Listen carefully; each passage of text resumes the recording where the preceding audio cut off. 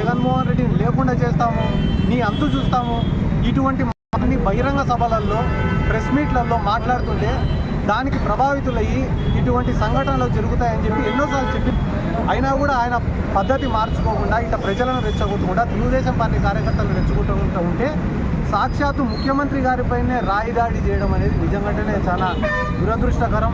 ఒకవేళ నిజంగానే ఇటువంటి సంఘటనలు చేసి రాజకీయంగా లబ్ధి పొందాలని అనుకుంటే కానీ అధికార పార్టీలో ఉన్న మేము చేయాలనుకుంటే ఎంతసేపు అని, కానీ ప్రజలకు మంచి చేయాలి, ప్రజలకు మంచి చేస్తే ప్రజలకు ఓట్లే, ప్రజలే మాకు ఆశీర్వదిస్తారనే అభిప్రాయంతో మేముంటే ఏ సంఘటనైనా కూడా రాజకీయం చేయాలా, ఆ రాజకీయం చేసి లబ్ధి పొందాలా అని ఆలోచిస్తుండేది చంద్రబాబు నాయుడు గారు.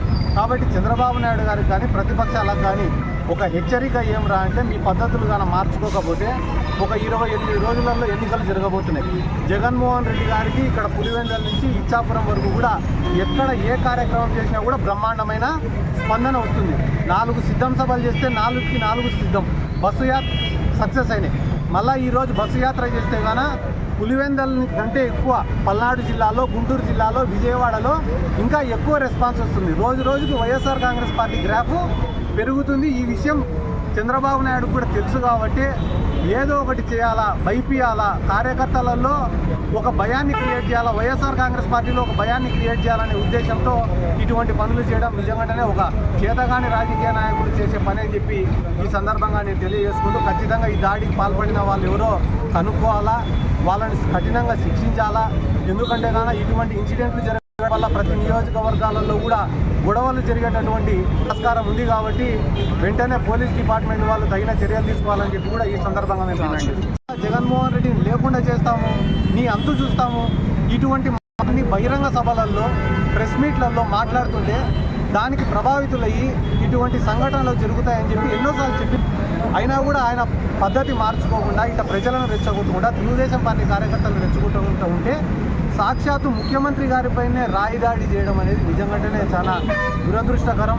ఒకవేళ నిజంగానే ఇటువంటి సంఘటనలు చేసి రాజకీయంగా లబ్ధి పొందాలని అనుకుంటే కానీ అధికార పార్టీలో ఉన్న మేము చేయాలనుకుంటే ఎంతసేపు అని, కానీ ప్రజలకు మంచి చేయాలి, ప్రజలకు మంచి చేస్తే ప్రజలకు ఓట్లే, ప్రజలే మాకు ఆశీర్వదిస్తారనే అభిప్రాయంతో మేముంటే ఏ సంఘటనైనా కూడా రాజకీయం చేయాలా, ఆ రాజకీయం చేసి లబ్ధి పొందాలా అని ఆలోచిస్తుండేది చంద్రబాబు నాయుడు గారు. కాబట్టి చంద్రబాబు నాయుడు గారికి కానీ ప్రతిపక్షాలకు కానీ ఒక హెచ్చరిక ఏం రా అంటే, మీ పద్ధతులు కానీ మార్చుకోకపోతే ఒక 28 రోజులలో ఎన్నికలు జరగబోతున్నాయి. జగన్మోహన్ రెడ్డి గారికి ఇక్కడ పులివెందుల నుంచి ఇచ్చాపురం వరకు కూడా ఎక్కడ ఏ కార్యక్రమం చేసినా కూడా బ్రహ్మాండమైన స్పందన వస్తుంది. 4 సిద్ధం సభలు చేస్తే 4కి 4 సిద్ధం, బస్సు యాత్ర సక్సెస్ అయినాయి. మళ్ళీ ఈరోజు బస్సు యాత్ర చేస్తే కానీ పులివెందుల కంటే ఎక్కువ పల్నాడు జిల్లాలో, గుంటూరు జిల్లాలో, విజయవాడలో ఇంకా ఎక్కువ రెస్పాన్స్ వస్తుంది. రోజు రోజుకి వైఎస్ఆర్ కాంగ్రెస్ పార్టీ గ్రాఫ్ పెరుగుతుంది. ఈ విషయం చంద్రబాబు నాయుడు కూడా తెలుసు కాబట్టి ఏదో ఒకటి చేయాలా, భయపియాలా, కార్యకర్తలలో ఒక భయాన్ని క్రియేట్ చేయాలా, వైఎస్ఆర్ కాంగ్రెస్ పార్టీలో ఒక భయాన్ని క్రియేట్ చేయాలనే ఉద్దేశంతో ఇటువంటి పనులు చేయడం నిజంగానే ఒక చేతగాని రాజకీయ నాయకులు చేసే పని అని చెప్పి ఈ సందర్భంగా నేను తెలియజేసుకుంటూ, ఖచ్చితంగా ఈ దాడికి పాల్పడిన వాళ్ళు ఎవరో కనుక్కోవాలా, వాళ్ళని కఠినంగా శిక్షించాలా.